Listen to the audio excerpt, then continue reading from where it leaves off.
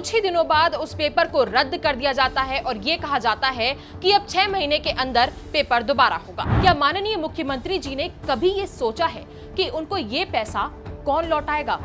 इन बच्चों में ज्यादातर लोग मुंह में चांदी की चम्मच लेकर तो पैदा नहीं होते और इसके साथ ही उनके माँ बाप इतने रईस नहीं होते कि सरकार की नाकामियों और उनके घपलों की जो किस्त है वो उनके माँ बाप भरे। ये मजदूर के बच्चे होते हैं, किसान के बच्चे होते हैं। तब लगता है कि फ्री एंड फेयर सरकार सिर्फ एक छलावा है और गरीबों की इतनी औकात भी नहीं कि वो किसी पद को पा सके। तो योगी जी, बस आपसे यही विनती है कि इस बार पेपर लीक मत होने देना।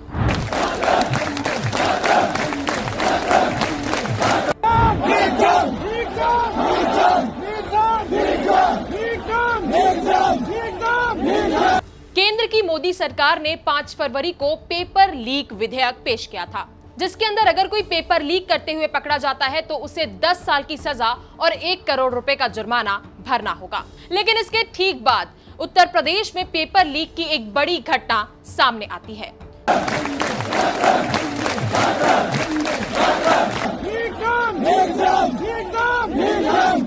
जिसको पहले तो सरकार सिरे से नकार रही थी। उनका यह कहना था कि कोई पेपर लीक नहीं हुआ है, लेकिन कुछ ही दिनों बाद उस पेपर को रद्द कर दिया जाता है और ये कहा जाता है कि अब 6 महीने के अंदर पेपर दोबारा होगा। और अब सवाल ये उठता है कि अगर पेपर लीक ही नहीं हुआ था तो ये पेपर दोबारा क्यों कराया जा रहा है? और एक और सवाल ये कि इन छात्रों की मेहनत की भरपाई कौन करेगा, वो मेहनत जिसमें वो अपनी जान लगा देते हैं। नमस्कार, मेरा नाम है गजल शर्मा और आप देख रहे हैं खबर बेबाक। 50 लाख अभ्यर्थी और 60,000 पद। न्यूजीलैंड देश की जितनी आबादी है उतने ही लोग उत्तर प्रदेश में पुलिस भर्ती की परीक्षा देने पहुंचे थे और वैकेंसी देखें तो पूरी आबादी की सिर्फ 1%। इसका मतलब ये कि पुलिस कांस्टेबल भर्ती परीक्षा की एक वैकेंसी के लिए कुल मिलाकर 83 बच्चों के बीच में कंपटीशन था। एक रिसर्च रिपोर्ट के अनुसार कोई भी बच्चा एक कॉम्पिटिटिव एग्जाम के लिए ऑन एन एवरेज 5 साल की तैयारी करता है। फॉर्म भरने के बाद जब सेंटर मिलता है तो वो जैसे तैसे उस सेंटर तक पहुंचने के लिए मशक्कत करता है और ये एग्जाम सिर्फ छात्र नहीं, पूरा परिवार देता है, क्योंकि इस एग्जाम के पीछे, उस बच्चे की मेहनत के पीछे कहीं ना कहीं उस परिवार ने भी कोई ना कोई त्याग जरूर किया होता है। क्योंकि आप समझिए कि ये कोई प्राइवेट यूनिवर्सिटी का एग्जाम नहीं है जिसमें रईस बाप के बच्चे बैठते हों। ये तो उस सरकारी नौकरी का एग्जाम है जिसकी सैलरी मात्र 35,000 रुपए होती है और जिसमें लाखों की संख्या में बच्चे बैठते हैं और कंपटीशन बहुत ही ज्यादा होता है। और अब इन सब जद्दोजहद के बाद जब उस बच्चे को ये पता चलता है कि जिस एग्जाम के लिए वो इतनी मेहनत करता है, उस एग्जाम का पेपर तो मुट्ठी भर बच्चों में पहले से ही बांट दिया गया है। जरा सोचिए उस बच्चे की क्या हालत होती होगी और उसके परिवार की क्या हालत होती होगी जब वो ऐसी घटनाओं को सुनते होंगे जिसमें उसके बच्चे की मेहनत का कत्ल कर दिया जाता है और खून का एक धब्बा भी नजर नहीं आता। इस पेपर लीक के तमाम सबूत ट्विटर और टेलीग्राम में लगातार देखने को मिल रहे हैं और मीडिया रिपोर्ट्स की माने तो 1500 से भी ज्यादा एफआईआर इस पेपर लीक के खिलाफ दर्ज की गई है। कैसे धड़ल्ले से पेपर लीक हो रहा है और इसकी जिम्मेदारी उन अफसरों के हाथों में है जिन्होंने शायद बेईमानी में पीएचडी कर रखी है। ये तो बिल्कुल वही बात हो गई जैसे चूहे की रखवाली करने के लिए बिल्ली को रखा गया है। हम आगे बात करें उससे पहले आप योगी आदित्यनाथ का ये बयान जरूर सुन लें। हम लोगों ने पहले दिन से संकल्प लिया था कि नियुक्ति की प्रक्रिया अगर ईमानदारी पूर्वक आगे नहीं बढ़ पा रही, ये युवाओं के साथ खिलवाड़ है और अपनी प्रतिभा को पलायन करने के लिए मजबूर करता है। ये एक राष्ट्रीय पाप है अगर युवा के साथ अन्याय होता है तो। और जो भी पहले दिन से हम लोगों ने तय किया है कि युवाओं के जीवन और उनके भविष्य के साथ जो खिलवाड़ करेगा,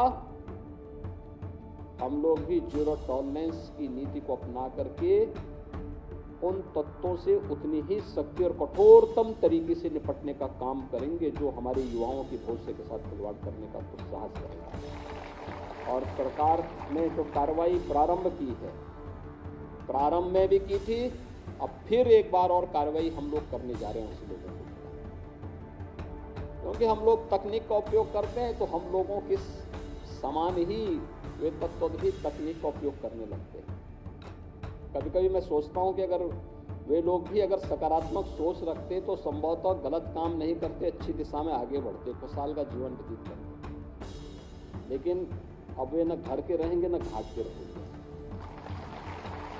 क्योंकि अब तो सरकार जब अपनी कार्रवाई कर रही है तो बहुत बड़ी कार्रवाई हम लोग ऐसे तत्वों के खिलाफ करेंगे जो युवाओं के भविष्य के साथ खिलवाड़ करेंगे। और कार्रवाई भी ऐसी होगी, क्योंकि हम लोग जब कार्रवाई करते हैं तो उसको एक ऐसा प्रस्तुत करते हैं नजीर बन जाए, नजीर बनवाएंगे, दोषियों को के सामने एक उदाहरण प्रस्तुत करवाएंगे। अब योगी जी को युवाओं की बड़ी चिंता है। वो ईमानदारी की मिसाल देते हैं, वो बुलडोजर चलाने पर यकीन रखते हैं और उन्होंने ये कह भी दिया है कि जो भी आरोपी रहेगा वो ना घर के रहेंगे ना घाट के। तो शायद ये भी हो सकता है कि उन आरोपियों के घरों में बुलडोजर की कार्यवाही हो जाए। इस योगी की सरकार में, यूपी की डबल इंजन की सरकार में छात्रों को बड़ा झटका लगा और इस झटके के बाद छात्र और उनका परिवार अशांत है। खैर, अब सरकार ने ये तो कह दिया है कि वो पेपर दोबारा करवाएंगे और ये भी कह दिया है कि इस बार पेपर करवाएंगे तो फॉर्म भरने के लिए फीस नहीं लगेगी। लेकिन मैं पूछती हूँ उन बच्चों का क्या जो भूखे प्यासे स्टेशन में रात बिताते, ट्रेन में झटके खाते पुलिस भर्ती की परीक्षा देने पहुंचे? क्या वो तो बिना पैसे दिए फ्री में ही अपने घर से आ गए क्या? योगी जी, आप तो अपनी कानून व्यवस्था को लेकर पूरे देश में बड़े फेमस है, तो कहां गया आपका पेपर लीक विधेयक? आपकी नाक के नीचे इतना बड़ा घपला कैसे हो गया? कहां है इस मुख्य कांड के मुख्य आरोपी? और अब कैसे करोगे इन छात्रों की मेहनत की भरपाई, जिसमें से कोई अपने पिता का सपना पूरा कर रहा था, कोई अपने घर का खर्च चलाने के लिए इस नौकरी को पाना चाहता था, तो कोई इस जिद से घर छोड़ाया था कि इस बार तो मैं क्वालिफाई कर ही लूंगा। सीएम योगी ने ये अनाउंस कर दिया कि पेपर फिर से कराए जाएंगे, जिसे लेकर छात्रों में जश्न का माहौल भी है। लेकिन मैं आपको एक सिंपल से गणित से समझाती हूँ कि अगर पेपर दोबारा होते हैं तो छात्रों पर कितना दबाव पड़ेगा। योगी सरकार ने ये तो कह दिया कि दोबारा एग्जाम की फीस नहीं ली जाएगी, पर 50 लाख छात्रों का किसी एग्जाम को देने का खर्चा सिर्फ फीस मात्र होता है। एग्जाम की तैयारियों के लिए कोचिंग संस्थान इन बच्चों से मोटी रकम वसूलते हैं, जो ये छात्र इस उम्मीद में कहीं ना कहीं से जुगाड़ करके देते हैं कि मेहनत से पढ़ेंगे तो नौकरी लग जाएगी। पर चंद बिके हुए अफसरों और दलालों की वजह से उनकी पूरी मेहनत बर्बाद हो जाती है। क्या माननीय मुख्यमंत्री जी ने कभी ये सोचा है कि उनको ये पैसा कौन लौटाएगा? साथ ही दूर दूर से एग्जाम देने के लिए ट्रेनों में, बसों में लद लद के आने से लेकर खाना, रहना, सब कुछ, इन सभी खर्चों का भार स्टूडेंट्स को एक बार फिर से उठाना पड़ेगा।